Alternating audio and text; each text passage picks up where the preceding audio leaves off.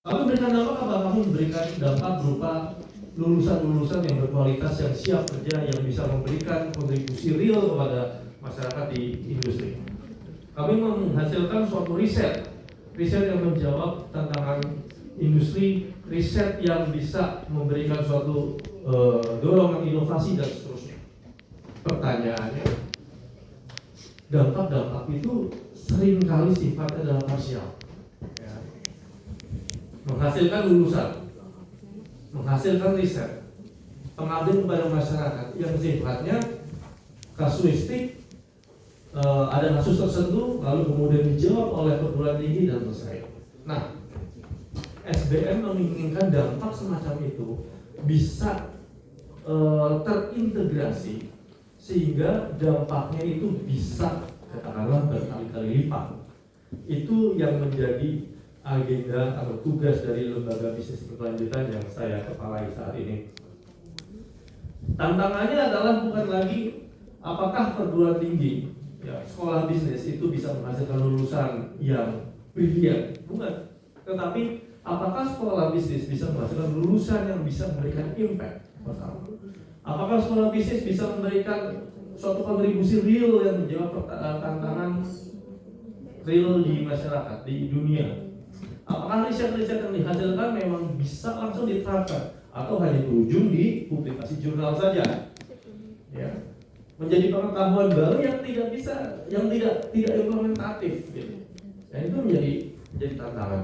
Sehingga kalau kita bicara tentang societal impact, ya, bukan social impact, bukan, tapi societal impact, maka yang perlu dilakukan adalah pertama kita bertransformasi proses tridharma itu, ya, dengan memberikan experience kepada mahasiswa di dalam proses pendidikan.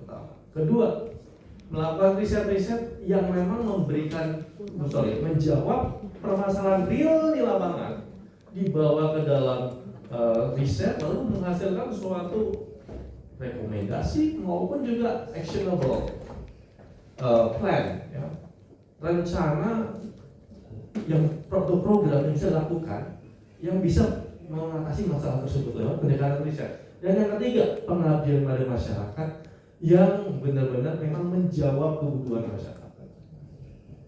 Kita harus akui program pengabdian masyarakat lebih banyak sifatnya top down. Saya punya pengetahuan apa, saya punya kepakaran apa, itu saya terangkan. Permasalahannya, apakah itu memang menjawab permasalahan real masyarakat atau tidak? Sehingga kita perlu meredefinisi program pengabdian kepada masyarakat itu lewat pendekatan yang bottom up. Kita menggali kebutuhan masyarakat seperti apa, permasalahan apa yang akan dihadapi. Lalu yang kedua adalah kolaboratif. Kolaborasi yang pertama melibatkan semua stakeholders, terutama adalah masyarakat. Kolaborasi dengan industri, kolaborasi dengan perguruan tinggi lain, kolaborasi dengan pemerintah, dengan semua pihak. Jadi sifatnya itu tadi, saling bekerja sama untuk menjawab kebutuhan ini. Sehingga dengan begitu nanti akan menjadi suatu ekosistem. Menjadi suatu ekosistem yang bisa menjawab tantangan tadi itu.